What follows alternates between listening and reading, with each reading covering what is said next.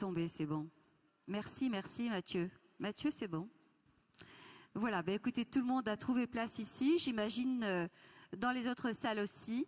Donc bonjour à toutes et à tous, à ceux qui sont également dans les autres salles qui nous suivent, à ceux qui nous suivent par Internet, sur notre site ou le site de nos partenaires, rue 89 Strasbourg, Dernière Nouvelle d'Alsace, boulevard des Productions Stras TV. Et puis donc, je le rappelle, toujours notre site également, et en replay sur Arte TV et notre chaîne YouTube. Alors, juste avant de reprendre les débats, et là sur le thème des pathologies de l'excès, j'aimerais juste vous donner quelques chiffres depuis le début de cette semaine, où nous en sommes en termes de fréquentation. Voilà, alors nous avions déjà vu et senti une affluence plus importante et merci vraiment à toute l'équipe de l'Aubette, de la ville et de la sécurité d'avoir veillé à ce que, et de continuer d'ailleurs à veiller, à ce que tout se passe bien. Il est vrai que là, nous ne sommes pas loin des 30 000 personnes. Je pense qu'on va clôturer avec ces 2 séances sur les 30 000 personnes depuis le début de la semaine. Sur le site internet, vous êtes, enfin ceux qui se sont connectés, on est maintenant à 10 000, enfin c'était hier ces chiffres-là d'ailleurs, 10 337 sur Twitter, pour ceux qui aiment et qui sont déjà sur ces réseaux sociaux, et merci à Julia Georg, 67 200 visualisations pour Twitter, sur Facebook, et l'année dernière déjà on avait explosé, c'est dire combien ces sujets-là intéressent le grand public. Nous sommes donc à 3 580 000 visualisations. Si après ça, on n'organise pas plus de débats sur la bioéthique, je crois que on ne comprend pas. Voilà, on ne comprendrait pas. Maintenant, revenons à ce thème des pathologies de l'excès, pour lesquelles nous commencerons d'ailleurs avec une critique fort bienvenue, très amicale, de la part en tout cas de nos invités, de nos intervenants. David Le Breton, pour en parler. Vous savez que sur les conduites à risque, quand on parle de boulimie, scarification, drogue, etc., David a énormément de travaux là-dessus. Et on peut citer peut-être déjà en souffrance, on peut citer disparaître de soi. Oui, aussi. Et on peut citer la foi et la trace. Oui. Donc on peut les retrouver à la librairie Kléber ou alors juste là au fond. Et puis Corinne Pelluchon, donc philosophe, qui était déjà là hier à la librairie Kléber, que nous avons le plaisir d'accueillir aussi. On avait posé la question, pourquoi ces conduites à risque, pourquoi ces pathologies, et comment on arrive à trop s'aimer ou à trop ne pas s'aimer. Ça c'est la question posée, mais Corinne a peut-être aussi une autre vision de la manière de traiter ce sujet, et on la laissera faire et on aura le plaisir de l'écouter. David, tout de suite sur le titre pathologie, il y a quelque chose qui ne va pas. Oui, enfin comme tu l'as dit, on peut en discuter de façon tout à fait amicale. Je parlerai uniquement des conduites à risque en tous les cas de nos jeunes. Et pour moi, elles ne relèvent pas du pathologique, c'est-à-dire d'une frontière entre le normal et le pathologique. Je pense qu'il faut davantage être dans la mouvance justement de Canguilhem et voir que les conduites à risque sont des modes d'ajustement d'un jeune dans un contexte de souffrance familiale, de maltraitance, d'abus sexuels ou autres. D'ajustement, David. J'ajuste mon comportement à une souffrance. Pour lutter contre une souffrance, c'est-à-dire lutter contre le fait de vivre dans une famille ou avec des parents qui sont absents, qui sont indisponibles, qui ne reconnaissent pas le jeune. Donc on peut dire qu'il a perdu d'une certaine manière, ce jeune, le choix des moyens pour pouvoir tenir le coup, pour résister. Donc j'ai toujours pour ma part analysé les conduites à risque comme des techniques de survie d'une certaine manière. Après que je peux évidemment argumenter. Donc c'est plus une question pour moi de normativité, de quête d'une norme qui est strictement personnelle, qui a à avoir pour un adolescent. Et c'est pour ça que je suis assez hostile donc à l'idée de psychiatriser, de médicaliser, etc. Ce qui ne veut absolument pas dire que ces jeunes n'ont pas besoin d'amitié, d'accueil, de soutien, de psychothérapie. Pour moi, la notion d'accompagnement, d'ailleurs, est beaucoup plus importante. Alors, prenons par exemple un sujet, en fait. C'est les scarifications. Mais il y a aussi la question de l'anorexie. Je prends exprès ces deux sujets.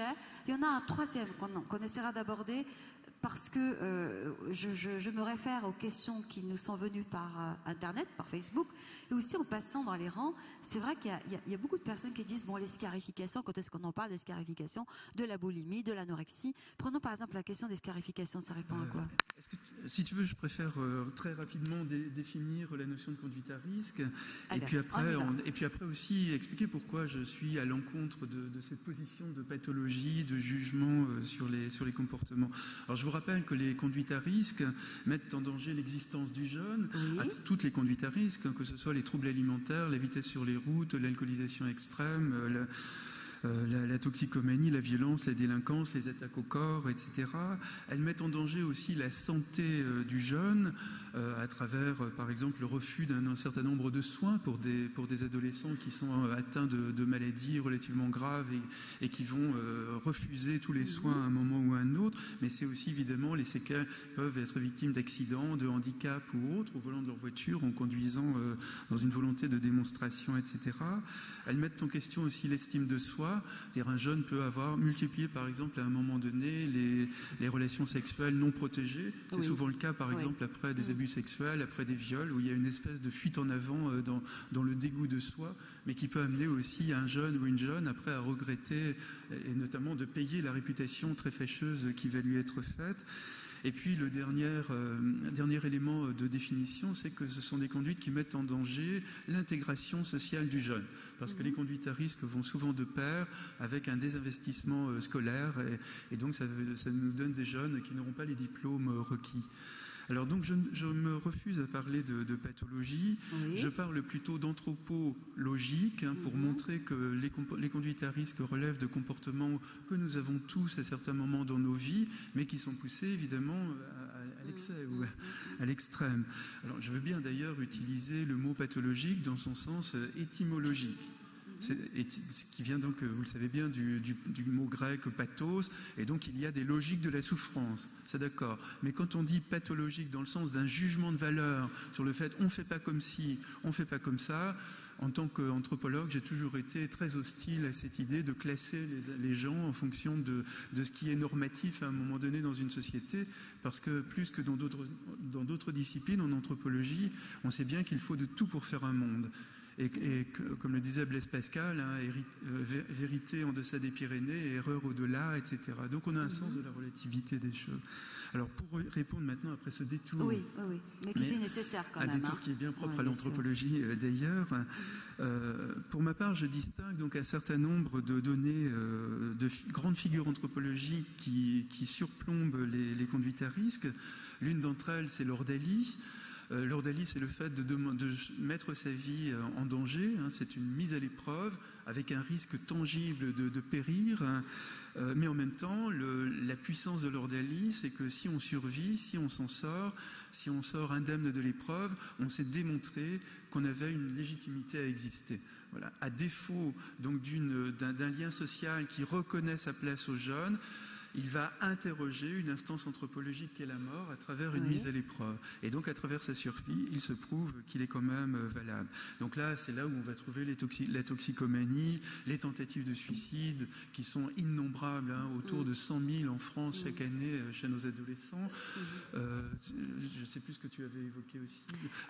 Les troubles alimentaires aussi. Les troubles alimentaires, oui, l'anorexie, on en parle beaucoup. Voilà, oui. Les troubles alimentaires peuvent également aboutir à la mort, dans un petit pourcentage, mais en tous les cas, qui est quand même fondamental à prendre en compte, puisque chaque adolescent qui meurt, quand même, c'est un acte d'accusation, à mon avis, envers nos sociétés. Il y a une deuxième grande figure dans les conduites à risque, c'est celle du sacrifice. C'est payer le prix. Pour vivre, il faut payer le prix. Et le prix, c'est se faire mal. Alors là, on est dans la logique des scarifications. Je vais en dire un peu plus tout de suite. La logique de sacrifice, c'est perdre une part de soi pour sauver l'essentiel. Il n'y a pas d'autre moyen de continuer à vivre. Alors dans les scarifications, c'est le fait de se faire mal, mais pour avoir moins mal. C'est jouer la douleur contre la souffrance. Donc jouer la douleur physique, entre guillemets, j'ai horreur de ces mots-là parce qu'ils sont un peu dualistes, mais c'est jouer la douleur qu'on inflige à son corps contre une souffrance qui est dans la vie. Souffrance de ne pas se sentir suffisamment aimé, d'avoir vécu des abus sexuels ou parfois peine de cœur, des choses comme ça. Mais souvent, quand même, les scarifications viennent d'événements assez graves.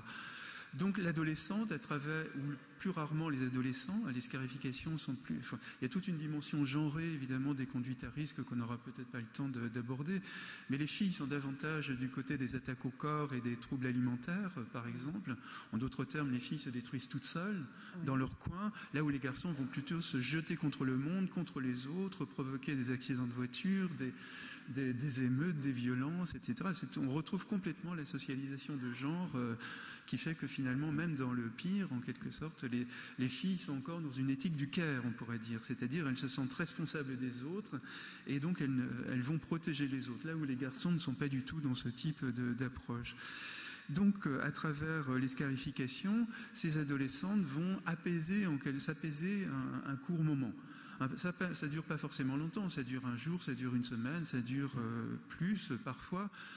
C'est une manière donc de matérialiser sa souffrance. Les adolescentes nous disent ça. Quand je vois le sang qui coule, j'ai l'impression que ma souffrance s'en va, ça me soulage, ça me fait du bien, je me sens à nouveau présente. Enfin, elles se sentent d'ailleurs vivantes, réelles, ce qui est un gros problème parfois des adolescents dans les conduites à risque. C'est de ne pas se sentir vivant, de ne pas se sentir réel, d'avoir l'impression de flotter un peu.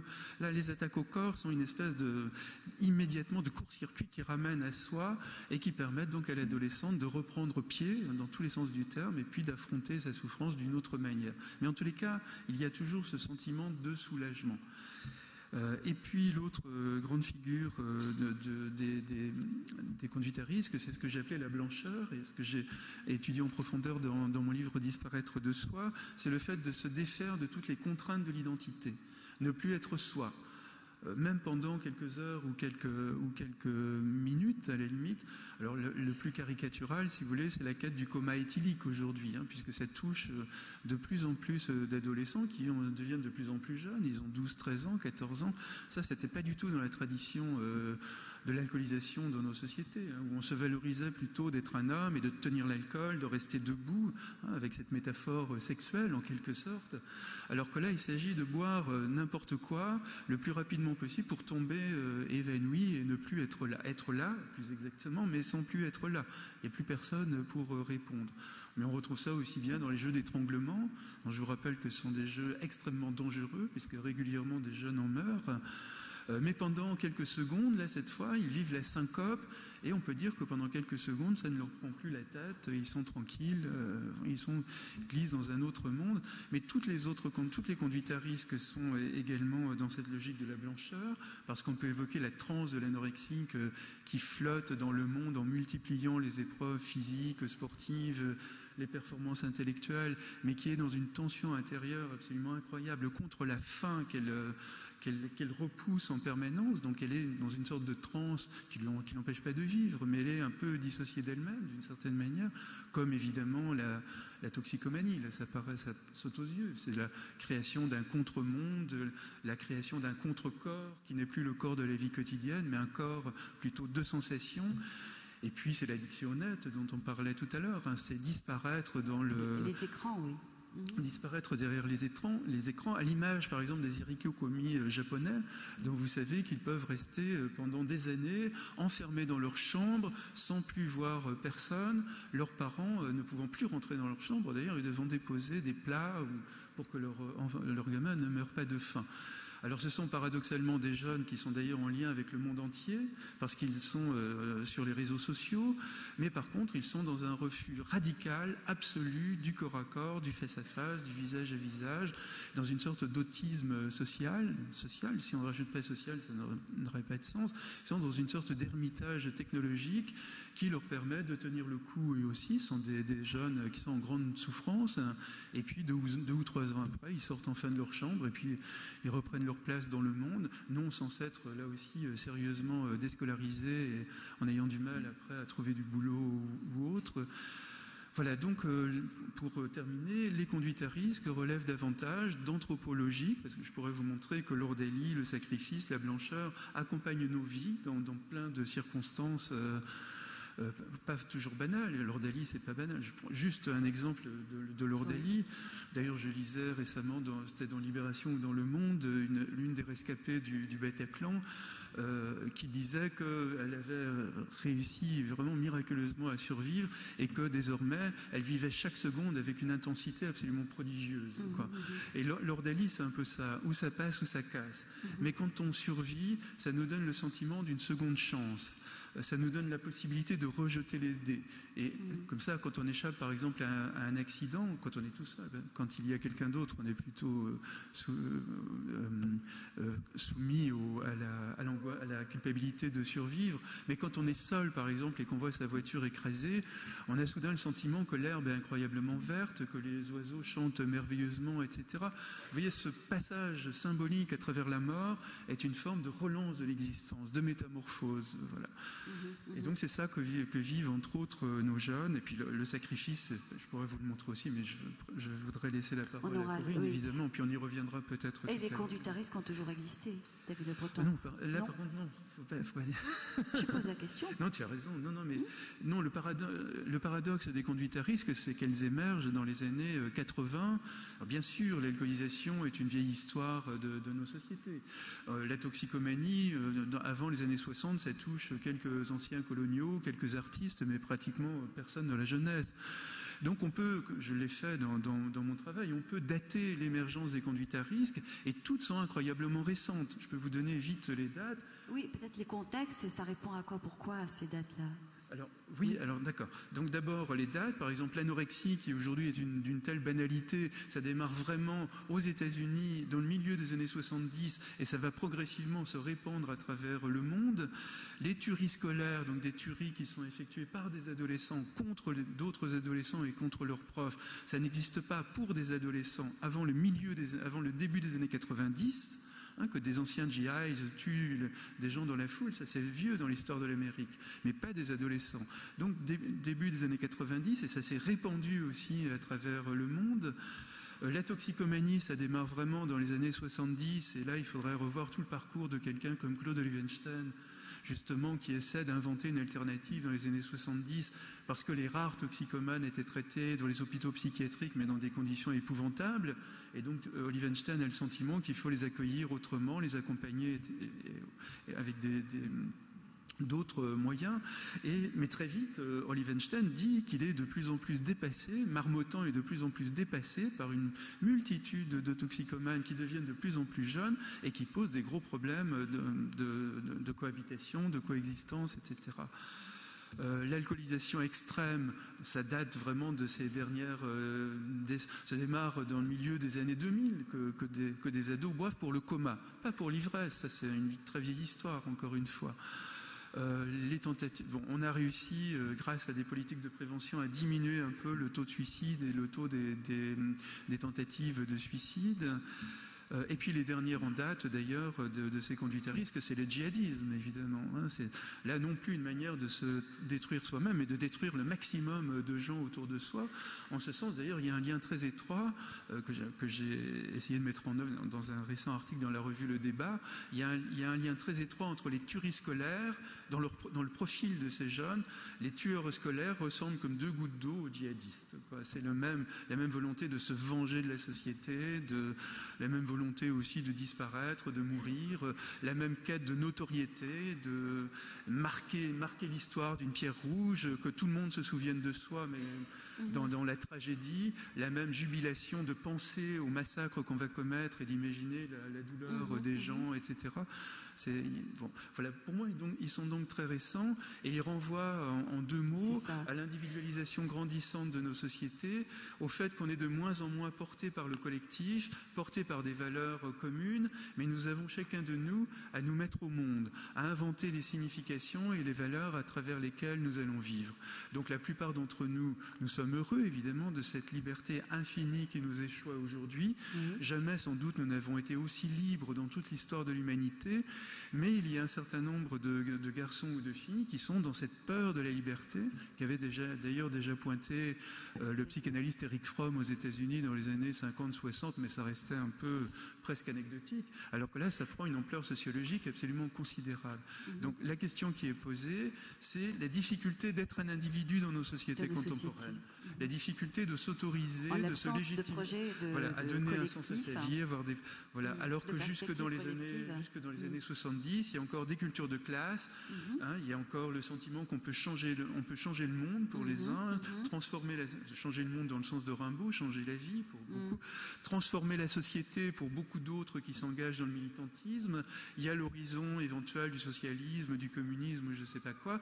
Et puis soudain, avec l'effondrement du mur de Berlin, c'est la chute de toutes les utopies et la nécessité de se prendre chacun de nous en main et puis de faire de notre vie quelque chose qui vaille la peine. Mais tout le monde n'a pas les moyens symboliques. Ce n'est pas du tout une question de moyens financiers, économiques et autres. C'est la question vraiment du sens de la vie qui est mise en jeu. La question du sens de la vie. Corinne Pelluchon. Oui, alors merci pour tout ce qui a été dit. Je voudrais juste, avant de vous brièvement, pour qu'on laisse aux questions, souligner l'apport de la démarche de David, qui est aussi l'apport de la phénoménologie, la philosophie, quand elle s'empare de conduite à risque, c'est pas ma spécialité, mais en tout cas de phénomènes qui manifestent une souffrance. C'est que justement, en s'appuyant sur le comment, sur la manière dont la personne exprime ses difficultés, eh bien, d'une certaine manière, on la sollicite, au sens où, au lieu de stigmatiser, ça a été dit, mais aussi au lieu de faire seulement la généalogie de son mal, comme le ferait la psychiatrie, ce qui est évidemment important, eh bien, on s'appuie sur sa puissance d'exister. Et par exemple, s'agissant des privations extrêmes que s'imposent les anorexiques restrictives, eh bien, on peut penser, avec les outils de la Dasein-Analyse, ou ceux de Kafka dans L'artiste de la faim, que justement, ces personnes-là, qui trouvent une sorte d'affirmation de soi et de jouissance dans la privation extrême, eh bien, disent, comme l'artiste de la faim dont parle Kafka, que si elles avaient trouvé des nourritures pouvant les apaiser, elles ne se seraient pas affamées comme cela. Donc il y a ici, cette approche permet non pas seulement d'enfermer la personne comme dans la fatalité, ni même dans la maladie, mais de tracer un chemin pour qu'elle-même trouve d'autres moyens de s'exprimer. Et donc ça, je crois que nous partageons tous les deux cette approche. Alors moi, justement, je ne vais pas parler trop de médical, mais plus d'éthique, car le mot excès, je ne vais pas parler de pathologie, à la rigueur de pathein, de pathos, souffrance, subir, mais surtout d'excès, car l'excès, c'est pas seulement des conduites à risque, c'est l'hubris, la démesure de notre société. C'est la difficulté que nous avons à être modérés. Et si on reprend les anciens, qu'actuellement j'affectionne particulièrement, comme ça il y a des périodes où on revient aux anciens, eh bien, chez Aristote par exemple, la modération est l'une des 13 vertus morales.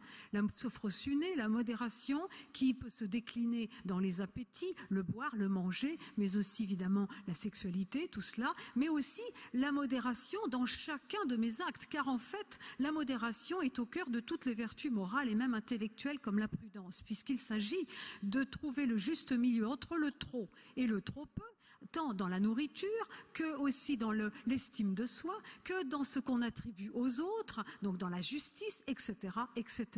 Et on se rappelle que pour Aristote, il n'y a pas de recette. La prudence, trouver les bons moyens appropriés au bon moment, mais aussi, eh bien, à chaque fois, il illustre son propos en prenant l'exemple du médecin, de la médecine hippocratique, de même que le bon régime est relatif. C'est pas la même quantité de nourriture si c'est pour un homme de 70 kilos ou un enfant de 5 ans, et bien de même, les moyens appropriés, proportionnés, on retrouve ça aussi dans les moyens proportionnés, dans les traitements proportionnés en médecine, et c'est si important, eh bien, sont pas les mêmes compte tenu des situations. Ce qui veut dire qu'à chaque fois, la modération, c'est viser le juste milieu tel que le viserait le phronimos, l'homme prudent, et il n'y a pas de règle absolue, c'est au cas par cas, mais attention, c'est pas du pifomètre, seul l'homme prudent peut le voir. La prudence, le juste milieu est défini par la manière dont l'homme prudent lui-même le verrait, le viserait. Ce qui veut dire, vous vous rendez compte que l'éthique, c'est pas des recettes, c'est pas un catalogue, c'est qu'à chaque fois, il faut être, d'une certaine manière. Donc l'excès, l'incapacité à trouver ce juste milieu, relatif à nous, aux situations, d'être dans l'excès et d'être toujours malheureux et de faire finalement le mal ou de se détruire ou de s'autodétruire, eh bien c'est lié à une manière d'être. Et donc c'est ça qui va m'intéresser. Je vais essayer d'être rapide. Hein. Donc ça veut dire que moi ce qui m'intéresse, c'est aussi que chez les anciens, chez Aristote encore une fois, mais chez Platon aussi, quand on a une vertu, on les a toutes, ce qui est quand même génial. C'est-à-dire qu'il ne peut pas y avoir un homme juste qui soit intempérant. Ce qui en dit long d'ailleurs sur la plupart de nos politiques et célébrités qui tombent dans des excès et donc ils ne peuvent pas avoir l'unité des vertus qui désigne la vertu chez Platon et Aristote. Bien plus, l'autre caractère du mot vertu qui ne peut pas être lié au vice comme on l'entend nous, hein, qui est donc une manière stable, c'est une disposition exis d'agir qui a été acquise, qui n'est pas contre la nature mais qui accomplit ma nature, qui a besoin un peu d'entraînement, qui ne vient pas quand on est enfant. Il faut une certaine maturité et qui souligne un choix délibéré. C'est-à-dire que la prudence, le choix, ce que l'on est, joue beaucoup, y compris dans les choses comme les appétits et dans la manière de se conduire dans tous les domaines. Et ce qu'il dit aussi, c'est que finalement, la modération, eh bien, c'est bien agir, la vertu, mais ça fait plaisir. C'est ce qu'il appelle du beau mot de démonisme. Et je vais prendre un exemple. C'est aussi la sobriété. La sobriété, c'est une composante de la modération dans les appétits, de la tempérance, mais dans le mot sobriété, il y a ébriété. Ça veut dire que ce n'est pas de l'ascèse. Ça veut dire que, pour Plagier Rabbi, la sobriété est toujours heureuse. Mais, alors ça ne me fait pas seulement plaisir, car effectivement, mais ça veut dire que on n'est pas dans une morale qui viendrait d'injonction ou qui serait liée à la contrainte exercée par la volonté sur le corps ou sur ses besoins. On est dans une sorte d'accomplissement de soi, où finalement être modéré, c'est le résultat d'un travail profond qui engage sa manière d'être, ses représentations, sans doute aussi son rapport à la nature et aux autres, et ses émotions, ses affects. L'attitude et le comportement modéré ou excessif, n'étant pas comme ça lié à la psychologie, au fait que nous serions, nous, au XXIe siècle, vraiment des gloutons, ou bien des gens vraiment mal formés naturellement, mais il y a quelque chose d'un travail sur soi, englobant la totalité de la personne, qui peut-être n'est pas fait, qui peut-être n'est pas encouragé. Et je dirais 2 points pour finir. Eh bien, c'est que la question qu'on peut se poser, il y en a 2, c'est d'abord, donc on voit qu'il y a l'excès dans tous les domaines, hein, vient d'un rapport à soi, à l'autre que soi. Et ça me rappelle une chose que Kierkegaard, dans La maladie à la mort, traité du désespoir, hein, il y a 2 titres, disait. Il disait que le sujet, l'identité, ce n'est pas seulement la psychologie, mais ce n'est pas une substance, c'est un rapport. Ce n'est pas seulement une relation aux autres, c'est un rapport à soi. C'est-à-dire que c'est un mouvement. C'est-à-dire que pour être, il faut donc finalement se composer. Et oui, l'être humain, il est non seulement, comme disait Nietzsche, quelqu'un qui doit être dépassé, encore que, mais en tout cas, c'est quelqu'un qui est à faire.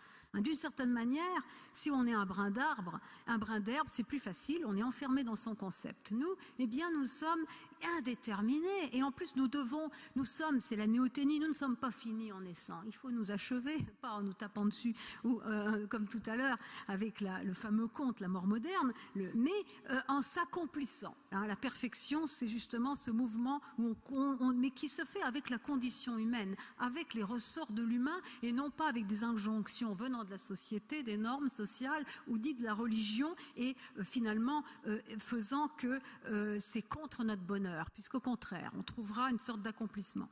Et alors là, à Kierkegaard, dans La maladie à la mort, qui est un ouvrage magnifique, il dit qu'il y a la personnalité pour exister doit respirer, c'est-à-dire dans son langage avoir à la fois de la nécessité et du possible. Et il dit qu'il y a 2 manières de ne pas s'aimer, d'être désespéré. Et le désespoir n'est pas un malheur, une tristesse, c'est pas psychologique, c'est ontologique.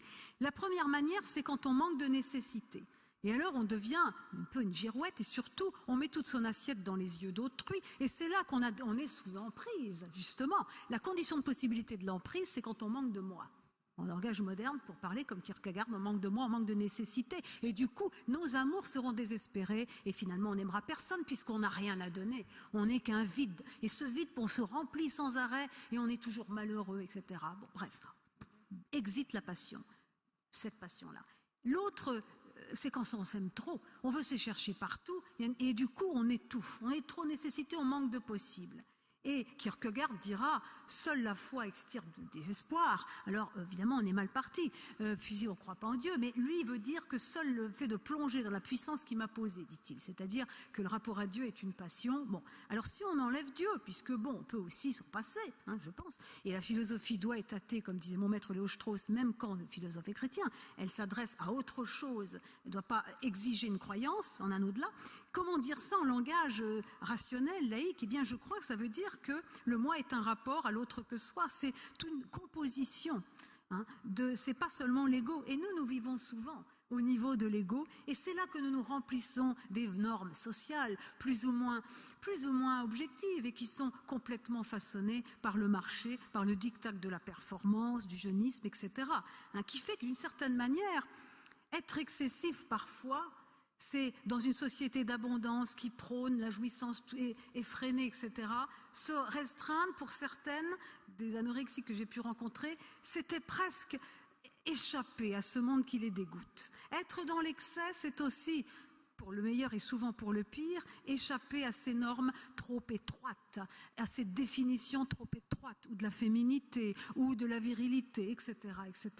Donc ça jette une lumière, tout cela, à la fois évidemment sur tout ce qu'il faut pour être un humain, nous qui ne sommes pas finis à la naissance, mais aussi sur tout ce que la société fait et fabrique comme finalement êtres qui ne peuvent pas atteindre la maturité. Et ce sera mon dernier point. Est-ce que notre société, finalement, qu'est-ce que notre société encourage? Il est clair que si on réfléchit et qu'on voit l'addiction à la consommation à laquelle nous sommes souvent amenés, mais qui est aussi un réflexe, qui est une marque d'excès aussi, eh bien, on voit que notre société n'invite pas forcément à créer, à engendrer des êtres qui savent qu'ils ont à faire d'eux-mêmes quelque chose pour être. C'est rare qu'on vous dise ça. On vous dit catéchisme laïque, moral, injonction, ça, l'espace est saturé d'injonctions morales, mais enfin, en général, elles sont contradictoires, donc du coup, personne ne s'y retrouve. Les valeurs, moi, étant une heideggerienne défroquée, eh bien, j'aime pas trop le mot valeur, mais parce que le valeur, c'est une subjectivation. J'aime mieux le mot vertu, ou j'aime mieux le mot bien. Un bien, même s'il peut changer, nous valorisons aujourd'hui plus la santé, les gens médiévaux valorisaient le salut, les anciens valorisaient la vertu, mais enfin, et aujourd'hui nous valorisons dans cette société-là les biens matériels et l'argent, il faut se demander pourquoi on les valorise. Pourquoi une société fait que finalement, eh bien, les personnes sentent qu'elles existent quand elles sont seulement reconnues, quand elles possèdent, pourquoi il leur manque tant de moi ? Pour parler comme Kierkegaard. Donc ça, c'est des questions, évidemment, je n'ai pas la réponse.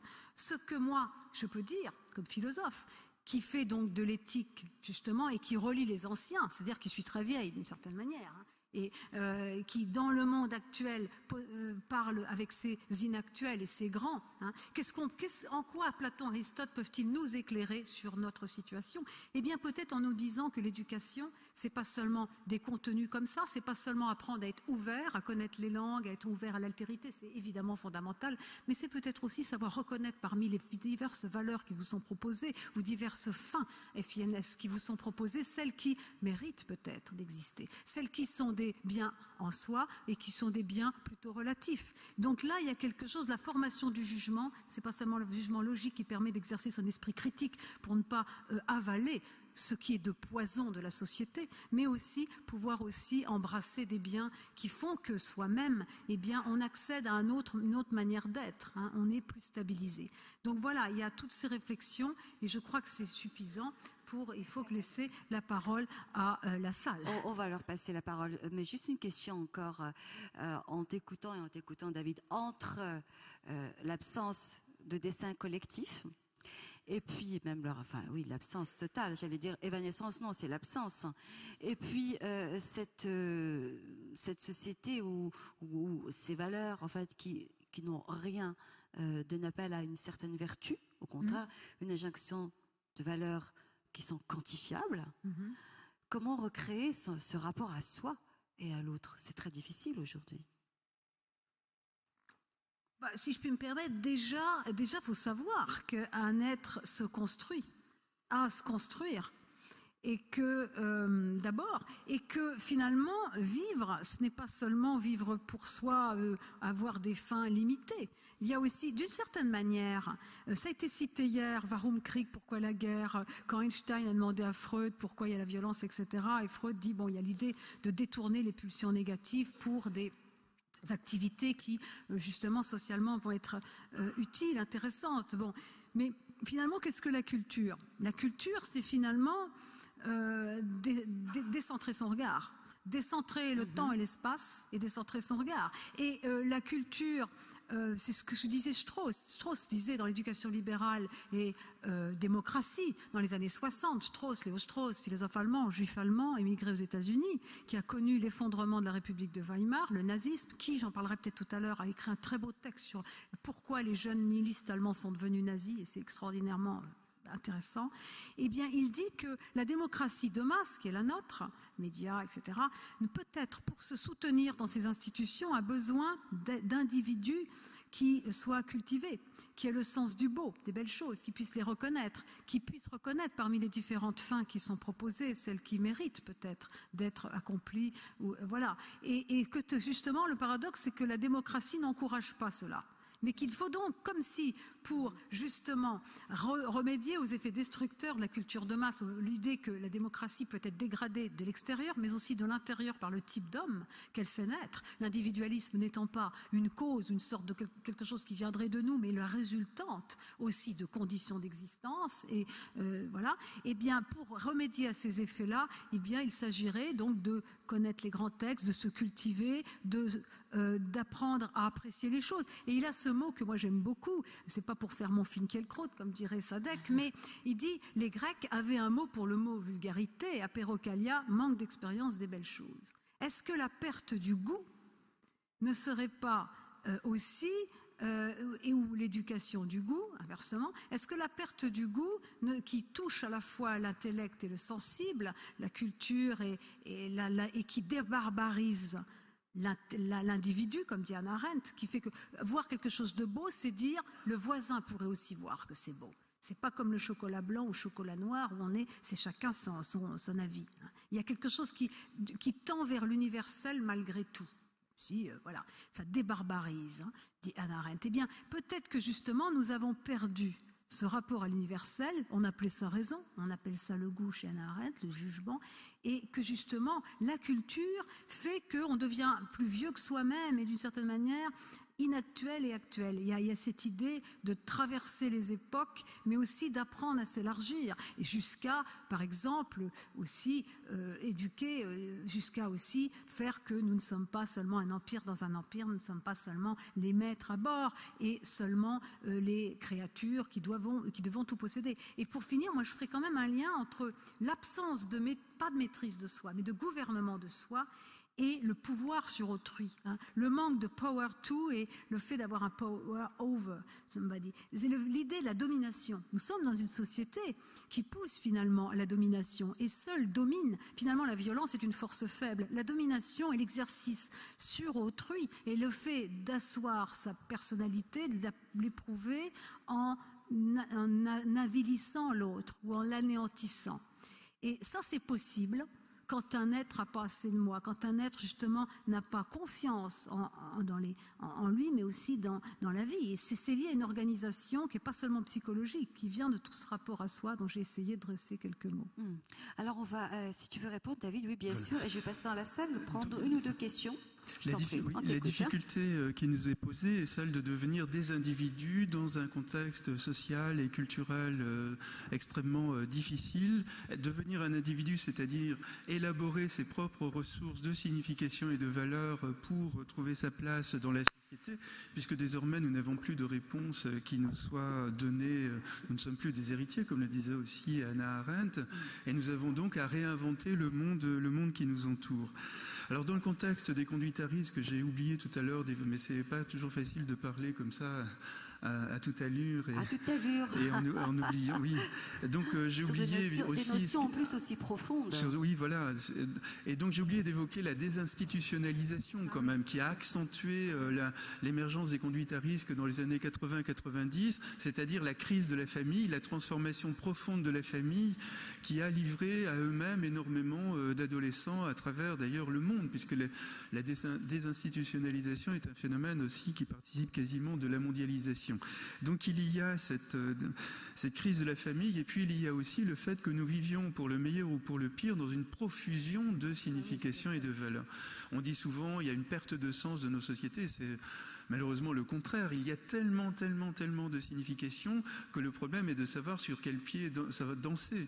Et il est en ce sens tout à fait anthropologique que les djihadistes se revendiquent de Dieu et nous disent voilà, il faut faire comme ça, il ne faut pas faire autrement. Et c'est avancer à coups de serpe dans un monde où il y a enfin des certitudes, où on peut s'abandonner d'une certaine manière aux certitudes, alors qu'être un individu aujourd'hui, ça implique d'être toujours sur le qui-vive, de devoir toujours répondre aux sollicitations qui nous sont faites, toujours répondre aux contraintes de l'identité, et on s'y épuise complètement. Donc c'est cette disparition de soi qui est quêtée par beaucoup d'entre nous. C'est la dépression qu'avait analysée autrefois Alain Ehrenberg, la fatigue d'être soi. Voilà, c'est la saturation d'être soi dans un monde d'infinie liberté où c'est pas facile de frayer son propre chemin. Moi j'avais une question pour toi, David.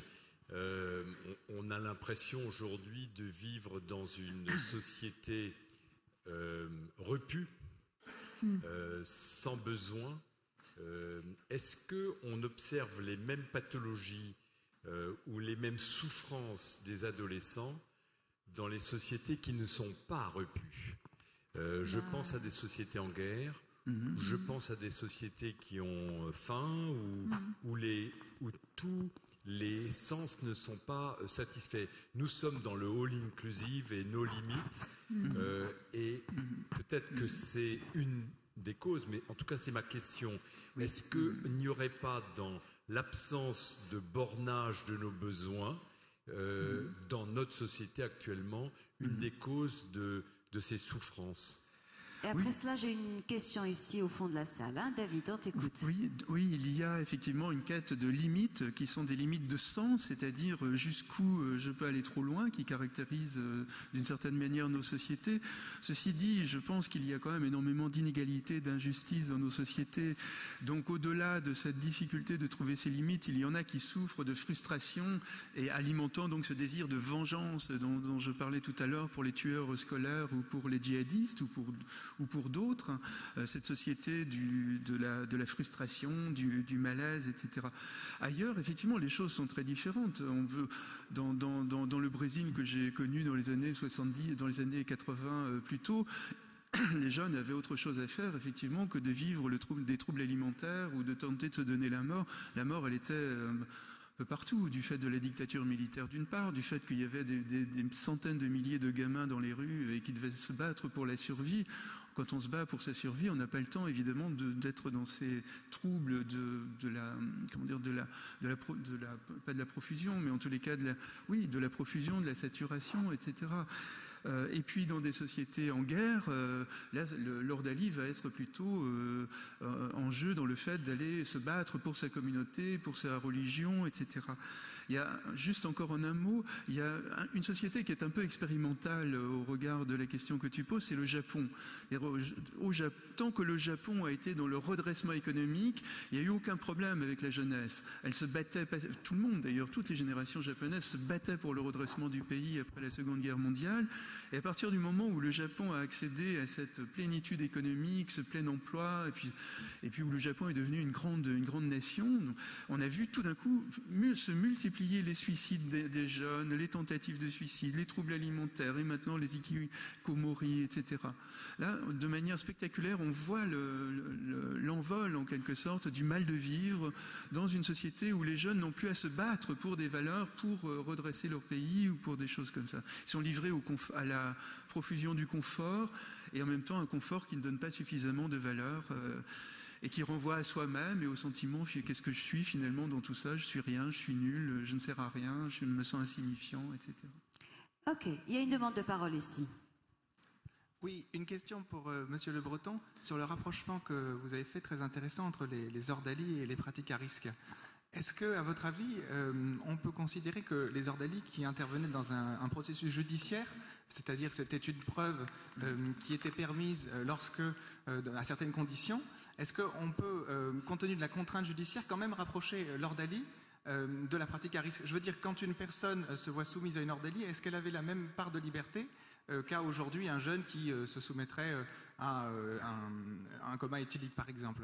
Est-ce que la comparaison est vraiment possible? Merci. Oui, alors évidemment, vous avez raison de rappeler que l'ordalie renvoie à un vieux mot français qui signifie jugement, et l'ordalie est un rituel judiciaire qu'on rencontre d'ailleurs aussi dans la Grèce antique, qu'on rencontre dans certaines sociétés africaines.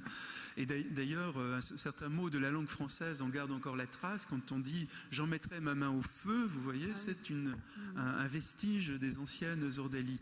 Donc lorsque la société médiévale, par exemple, ne pouvait pas juger de la culpabilité ou de l'innocence de quelqu'un, on s'en remettait à Dieu, c'est-à-dire on s'en remettait au sort, et on mettait à l'épreuve la personne. Alors, dans les textes que j'ai lus, puisqu'il s'agissait pour moi de faire un travail du concept sur cette notion d'ordalie, je dois vous dire que très souvent, les innocents, en effet, sortent indemnes de l'épreuve du feu, de tout un tas... bon, sans doute il y a une part d'arbitraire, mais méfions-nous aussi de ne pas analyser avec les regards d'aujourd'hui des pratiques qui relèvent du Moyen-Âge ou du tout début de la Renaissance, donc dans un système, dans une vision du monde qui est incroyablement différente que la nôtre. Et une société où on considère que Dieu est absolument présent partout. Dans nos sociétés, donc il s'agit plutôt d'une métaphore, mais d'une métaphore qui est étayée quand même du point de vue du raisonnement, où le jeune est mal dans sa peau et il s'en remet au sort d'une certaine manière. Il s'en remet à Dieu, au Dieu, il s'en remet au sort, au destin, etc. Et donc s'il sort indemne, on est dans une version laïque finalement de l'ordalie, si je sors indemne de ma tentative de suicide, c'est que finalement j'ai quelque part une certaine légitimité à vivre. Et puis il y a aussi une manière d'interroger une augure, j'ai un mot qui m'échappe tout de suite, une manière de est-ce que j'ai encore du temps devant moi? Voilà, c'est l'augure, je crois, oui. Une manière d'interroger le temps qui vient. Est-ce que ma vie est aussi nulle que je le crois? Et dans ce cas-là, autant que je meure tout de suite, c'est pas la peine de continuer à souffrir autant. En revanche, si je sors indemne de l'épreuve, je me suis démontré que j'ai encore du temps devant moi, et même que j'ai été capable de regarder la mort en face, ce qui me donne une puissance. Il y a toujours une puissance dans le fait de survivre. Voilà. Et c'est là-dedans que puisent les conduites à risque de nos jeunes. Corinne Pelluchon. Oui, moi j'aurais 3 remarques. Je dirais qu'aujourd'hui, peut-être, il y a une intolérance à la frustration. Ça, c'est quand même important. Alors que, finalement, c'est aussi dans le manque qu'on apprend le caractère précieux des choses.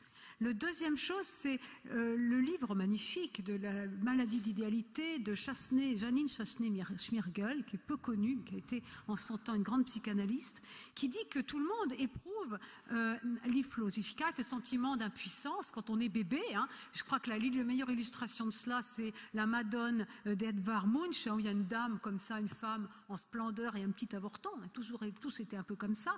Et elle dit, il y a aussi un écart entre le moi et l'idéal du moi, que chacun essaie de combler à sa manière. Et puis il y a des gens qui n'arrivent pas à le combler par le travail, le mariage, je ne sais quoi, et qui donc sont dans une identification projective et vont ressentir cet écart-là, ce mal-être, ils vont le projeter sur autrui, haine, ressentiment, ou le vivre mal, s'autodétruire. Ça, c'est très intéressant. L'idée, c'est d'apprendre justement à vivre cet écart en se réparant, en réparant le monde, ou éventuellement, comme le dira Mélanie Klein, en sublimant quand on le peut. Alors, la troisième chose, et verrez que c'est un lien à tout ça, c'est qu'effectivement, on dit notre société, il n'y a pas de structuration, etc. Moi, je voudrais justement rappeler dans les années 40 ce que Léo Strauss, alors aux États-Unis, disait du nihilisme allemand, en disant les jeunes gens nihilistes qui devinrent ensuite nazis n'étaient pas des idiots. C'était des gens qui avaient en dégoût un monde qui ne laissait pas de place au sublime, au sacrifice, un monde qu'il appelle le bolchevisme culturel, et en fait, devant eux, ils n'avaient comme représentants des Lumières, de la rationalité classique, que des gens qui finalement parlaient de valeurs de manière défensive. Et puis ils avaient les seuls héros, c'était Carl Schmitt, Heidegger, Hans Jürger, donc des gens pour Heidegger et Carl Schmitt nazis. Bon. Et ce que dit Léo Strauss, très intéressant, c'est que ces jeunes gens, ils avaient leur révolte leur nom contre la civilisation qui ne rendait pas possible le sublime et le sacrifice, l'expérience de soi, eh bien, qui les dégoûtait, et parce qu'elle était matérialiste, et leur révolte était inarticulée. C'est-à-dire qu'ils ne savaient pas quoi mettre à la place. Et Strauss d'ajouter, il leur manquait des maîtres à l'ancienne. Et c'est très intéressant. C'est plus qu'une blague de vieux prof allemand, un peu, voilà. C'est l'idée que justement, ce qu'il faut, c'est pas tant donner des injonctions morales dont nous sommes saturés, c'est donner aux personnes les moyens par l'éducation, le langage, mais justement de trouver aux critiques que ce monde-là ne cesse d'effectivement, à juste titre, de susciter des réponses, mais qui ne soient pas justement violentes, parce qu'il dit, comme ils n'avaient pas de réponse articulée, leur seule réponse fut un non violent, un chaos sauvage. Voilà. Et évidemment, vous le savez, quand il n'y a plus de Dieu ni de démon, comme disait Max Weber, c'est celui qui crie le plus fort, qui vocifère, qui exprime une volonté qui n'est qu'une volonté de volonté. Il dit ça dans les années 30, vous voyez ce que je veux dire, qui va remporter l'adhésion. Et ça, je crois que c'est l'intérêt de la culture. Jean-François Mattei a dit des choses magnifiques, et en particulier à la fin, il dit c'est les consciences. Bon. On l'aurait peut-être dit autrement, qui vont sauver et faire qu'on ne sera pas dans l'hubris et dans un usage plus finalement libre et conscient des technologies qui sont dans une sorte d'hubris aujourd'hui. Eh bien, je crois que c'est les consciences, ou plutôt justement, c'est ce rapport, cette anthropologie, cette manière de penser l'homme dans son rapport à l'autre que lui, de développer des biens nouveaux, donc une manière d'être nouvelle. Je crois que c'est ça qui était peut-être la chose que nous, David, moi, pouvons faire aujourd'hui dans une démarche qui n'est pas seulement critique ou de déconstruction de la modernité, mais qui est constructive, en proposant non pas une morale, mais une manière de penser l'homme, de le resituer, non pas dans une cosmologie, nous ne sommes pas au temps d'Aristote, mais dans une anthropologie, enfin dans un monde, et même peut-être dans un rapport au tout, par rapport à la nature et aux autres vivants. Et je crois que c'est cette construction qui rafraîchit le sens de la condition humaine et qui a une valeur au niveau de l'imaginaire, c'est-à-dire qui transforme les significations qu'on attribue d'ordinaire au progrès, à tout ça, etc. Et ça, je crois que c'est le travail des intellectuels, qui sera évidemment long et qui ne peut pas se faire à la télévision, mais dans les livres. Donc il faut donner aux gens. Justement, dans les livres, Corinne, si on a envie de prolonger la réflexion avec toi, de te lire, alors il y a les nourritures, mais pas que, quel livre tu donnerais? Allez, ou alors tous, non, mais les titres de toi. Je dirais que moi j'ai essayé, alors avec beaucoup de défauts comme toujours, parce qu'évidemment quand on a fini un livre on se dit qu'on ferait mieux. Mais bon, dans l'autonomie brisée, bioéthique et philosophie en 2009 et qui était remis en poche 2014, j'avais essayé de montrer comment les technologies actuelles, pas seulement, mais nous donner un rendez-vous surprenant avec des questions anciennes, métaphysiques sur la condition humaine. Ça traitait aussi de l'éthique de l'autonomie, tout ça. Je pense que ça, ce que disait, et aussi j'avais essayé, moi je suis philosophe politique, ma grande obsession c'est comment trouver des conditions de législation adaptée dans une société pluraliste avec l'égalité morale des individus, les différences d'intérêts mais aussi d'opinion, mais comment quand même trouver des accords sur fond de désaccords sur des questions qui fâchent, qui ne sont pas seulement de mœurs mais qui entraînent un dommage aux institutions, aux autres, etc. Et j'avais essayé de trouver une méthodologie articulant le droit et la morale de manière non pas d'en haut, substantielle, mais pas seulement relativiste, dressant une sorte de troisième voie entre ce que Ruven appelle l'éthique minimaliste, que le consentement, vive la liberté, et l'éthique maximaliste, ou finalement fondation d'une politique sud-religieuse. Donc ça, je crois que c'était un passage, et je dirais que, élément pour une éthique de la vulnérabilité, j'ai continué ça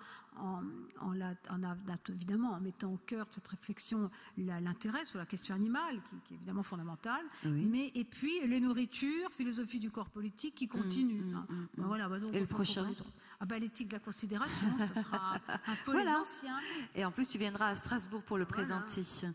Merci infiniment. Je rappelle aussi que la conférence de Jean-François Mattei, son intervention, est celle du docteur Storm. Alors, je vous rassure, ce qu'il nous a raconté relève bien du théâtre, car une personne est venue me voir tout à l'heure bouleversée en me disant « Madame, dites, est-ce que cela est possible ?» Je dis « Non, pas du tout. Peut-être nous l'avons pas assez dit, peut-être pas assez écrit. » Elle en avait vraiment la larme à l'œil, complètement bouleversée. Mais voilà, ça pose vraiment... Voilà, c'est un livre, et puis ça pose vraiment des questions, beaucoup de questions de bioéthique, et ça interroge sur l'évolution de notre société. Donc, vous pouvez le retrouver sur notre site internet et puis dès demain en replay. Merci à vous tous. Merci aux intervenants David Le Breton et Corinne Pelluchon.